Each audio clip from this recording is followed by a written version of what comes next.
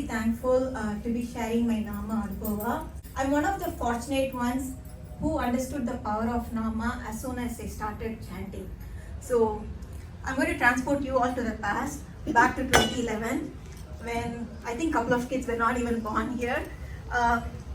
So that was the time I was searching for a job. My two kids are Rahul and Kriti. They were almost 5 and 2, and I thought like getting a job is the most important thing in life for me. So I was desperate and I needed visa also. I was looking for sponsors. I found one. The job was in Nashville and we were in Atlanta. I was so desperate that I said like, I will go with the kids. I have my friend over there. We will stay and manage. So we found a sponsor. They even applied for the H1. And what happened was the day they applied, the visa, the quota got over.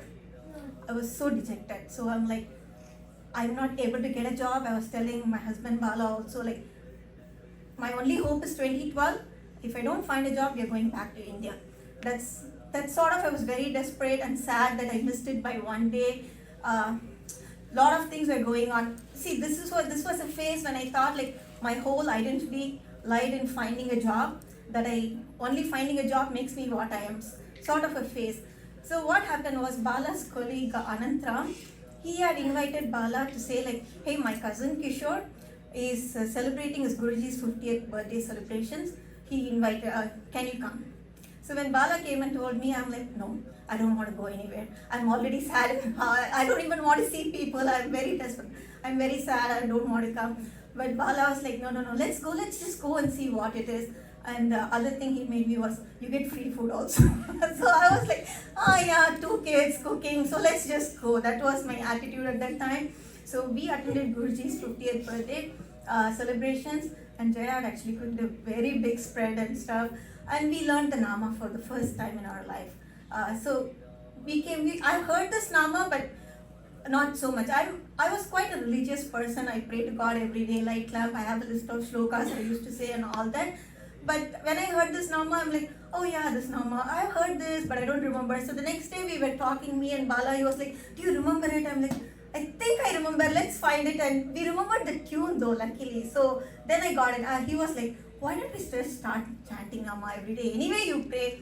Kishorji was speaking that day with so much conviction. Why don't we start chanting Nama? So I'm like, yeah, let's do it. And I started chanting Nama.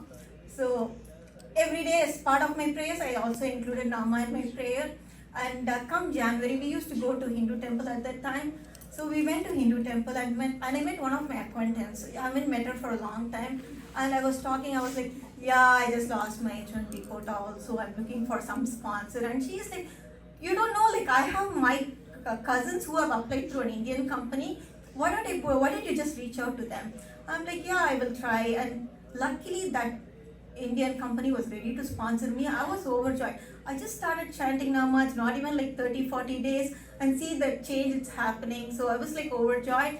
And that's when we started chanting Nama every day. We started believing in Nama. Okay, Nama works. That was our first conviction. And one by one the hurdles started removing. Even last week we had Balakrishna which chant is Anubhava. That's how it is. Once you start chanting Nama, slowly you realize every hurdle slowly goes away. Like I got my H1 approved. And for a person who was looking for a job in Nashville, believe it or not, Jaya actually referred me for the first job here. Like somehow we are all connected. Like she had found a job. She said like, hey, why don't you try for this too? So I tried and I found my job not even 2 miles away from my house. That's how the whole transformation happened. And again, we slowly started coming to Namadwar. So this is the satsang. Sorry, Namadwar was not there. The satsang, we slowly started coming to satsang and we started becoming part of the satsang. And that's how our Nama journey began. So I wanted to tell this just to say like, the moment you start chanting Nama, you see the transformation. And I'm just going to fast forward now to 2024. This is my blast from the past where 2011, my first Nama Anubhava. And coming to 2024, I'm going to share about not Nama, but Namadwara Anubhava. This is sort of a personal one. So this year beginning, like we had our first Sita Kalyanam here at Namadvar, and I said like, oh, we want to sponsor for it. I mean, we had initially planned for Radha Kalyanam. We wanted to sponsor something in Namadvar. We said, oh, we want to sponsor for Sita Kalyanam. Our intention was just as part of Kaingaryam, we wanted to do it.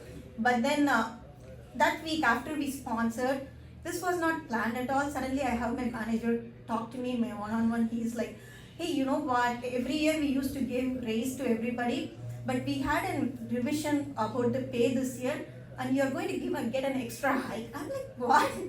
So this is sort of, it was, for me for a moment, it was, you give 1% to Namadvar and Namadvar returns to you 100%, you know. And I know like not everybody wants to share about money and stuff.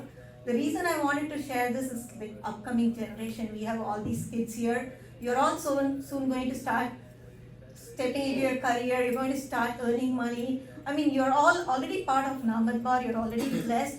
But all I'm trying to say is like, the more you give, the more you're going to get in return. Similarly, it's not just about money. You have, you know what, the Nama, and you have it with you. So give Nama to your friends also. Share it with everyone. The benefits, you are only going to reap the benefits in 100-fold or 1,000-fold. So that's the Nama Anubhava I wanted to share today.